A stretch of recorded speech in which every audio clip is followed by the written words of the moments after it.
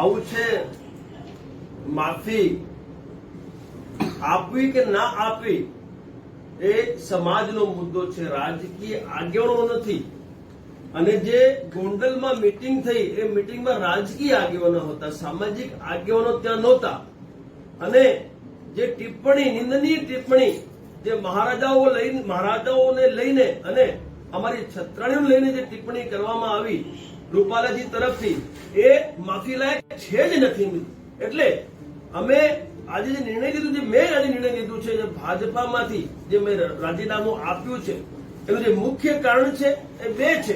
એક જે કારણ છે એ છે કે ભાઈ ભારતીય જનતા પાર્ટીના કેન્દ્રીય મંત્રી અને પાછા રાજકોટના ભાવિ લોકસભાના ઉમેદવાર જો આવી રીતે બિલકુલ હોશો હવાસમાં આવું સ્ટેટમેન્ટ આપતા હોય તો પછી એમના સામે દંડાત્મક કાર્યવાહી ભારતીય જનતા પાર્ટી દ્વારા કરવામાં એક લાખ % હોવી જોઈએ.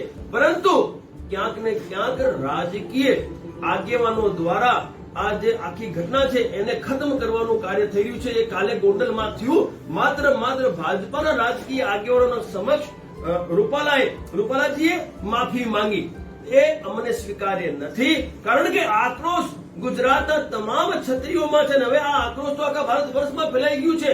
આ વિડીયો કરણીસેનાના માધ્યમથી, કારણ કે કરણીસેના ભારત રાજ્યમાં સ્થાપિત છે, આખા રાજ્ય ભારત વર્ષમાં ફેલાઈ ગયું છે. અને આખા ભારત વર્ષથી આક્રોશ છે કે આવું તો કેવું સ્ટેટમેન્ટ અને આવું કયા ઇતિહાસમાં લખ્યું છે કે મહારાજાઓ નમ્યા અને રોટી અને બેટીનો વ્યવહાર અમે અંગ્રેજો સાથે કર્યું. એટલે આ જે સ્ટેટમેન્ટ છે એ સ્ટેટમેન્ટના સામે અમારે માત્ર ને માત્ર એક જ માંગ છે.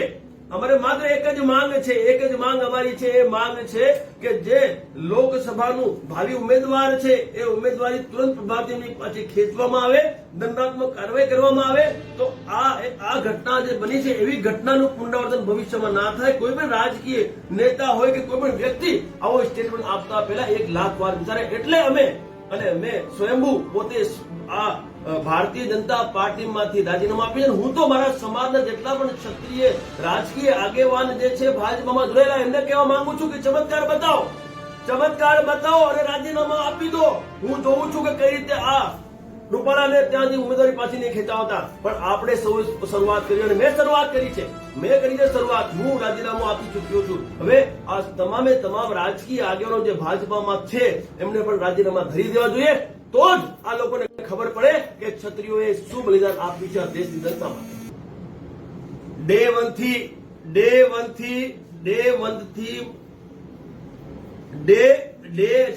વન થી જ્યારથી આ વિવાદ ચાલુ થયું છે ત્યારથી લઈને આજ સુધી અમારી એક જ માંગ છે. તમામ ક્ષત્રિયોની એક જ માંગ છે, સંઘર્ષ સમિતિની એક જ માંગ છે. એ માંગ છે કે જે રાજકોટની જે લોકસભાના જે ભાવિ ઉમેદવાર છે એ ઉમેદવારી એમની પાછી ખેંચે ભારતીય જનતા પાર્ટી. એનાથી ઓછું અમને કઈ જોઈતું નથી. અને હું આપને પાછું કહેવા માંગુ છું આપણા ટીવીના માધ્યમથી કે જો આ ન્યાય નહીં મળે તો વોટની ભાષામાં જવાબ આપવા માટે મારા રાજકોટના ક્ષત્રિયો જે સામાન્યમાં છે, જે ઓબીસી નું લાભ લેનારા અમારા ક્ષત્રિયો છે એ તમામ મક્કમ છે. અને રાજકોટમાં લાખોની સંખ્યામાં અમારા મત છે, અમારા વોટ છે. એટલે વોટની ભાષામાં અમે જવાબ આપીશું. અને જો આવશ્યકતા પડી, અને હું તો એક જ વાત કહેવા માંગુ છું કે જો અપમાનનો જો બદલો લેવો હોય તો આ રાષ્ટ્રીય રાજનૈતિક પાર્ટીઓ માત્ર ને માત્ર વોટની ભાષા સમજે છે. એટલે વોટની ભાષામાં આપણે જવાબ આપવાનું છે. અને સાથે જે મેં શરૂઆત કરી છે, રાજકીય જે આગેવાનો છે અમારા, એમને મેં જેમ શરૂઆત કરી છે ભાજપામાંથી ઇસ્તીફો આપીને મેં શરૂઆત કરી છે. એટલે હું તમામને કહેવા માંગુ છું કે આ આપણા સ્વાભિમાનનો સવાલ છે, આ માન સન્માનનો સવાલ છે. અને માફી ના આપવાની હોય, આપણે આપણા રાજીનામા ધરી દેવાના હોય તો ચમત્કાર થાય અને ભવિષ્યમાં આવી ઘટનાનું પુનરાવર્તન ના થાય.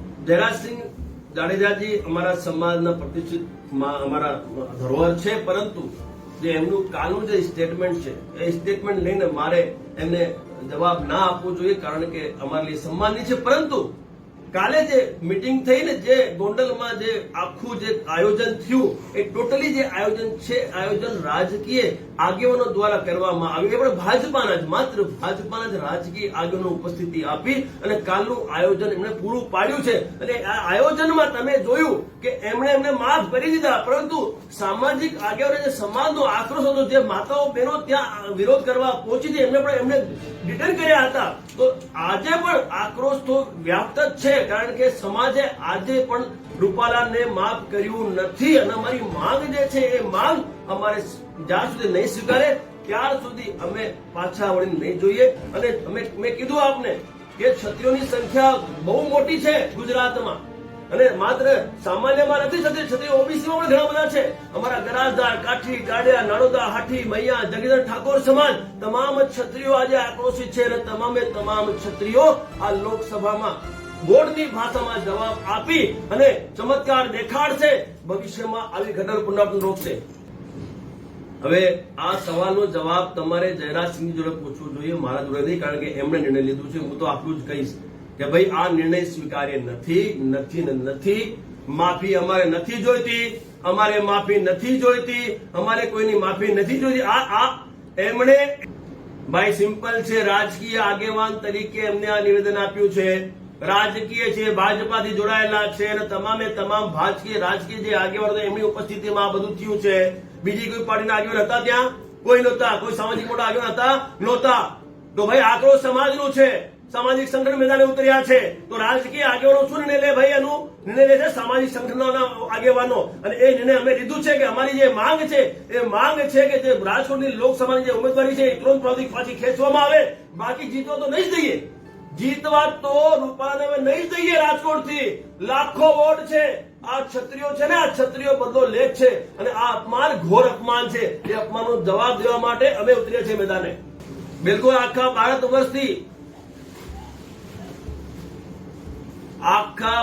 વર્ષથી કરણી સેના, મારી વાત સાંભળજો સાહેબ, કરણી સેના માત્ર ગુજરાતમાં નથી, આખા ભારતમાં છે સ્થાપિત.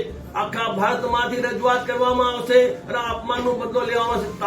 તાલુકા સુધી રજૂઆત કરવામાં આવશે અને રજૂઆતની સાથે જેને જે ભાષામાં જવાબ જોઈએ જવાબ આપવું પડશે, આપીશું અમે લોકો. અને મેં કીધું સાહેબ, વોટની ભાષામાં જ આ લોકો સમજે છે. એટલે ક્ષત્રિય સમાજને આપના માધ્યમથી કહેવા માંગુ છું, જો આપણને ન્યાય ના મળે તો વોટની ભાષામાં આ લોકસભામાં આપણે જવાબ આપવાનું છે. ઉપેક્ષા એટલે કેટલી ઉપેક્ષા? તમે જો લોકસભા ચૂંટણીમાં ઘોર ઉપેક્ષા ભારત વર્ષમાં થઈ છે ક્ષત્રિયોની, એટલે અમારે કેટલું સહન કરવાનું?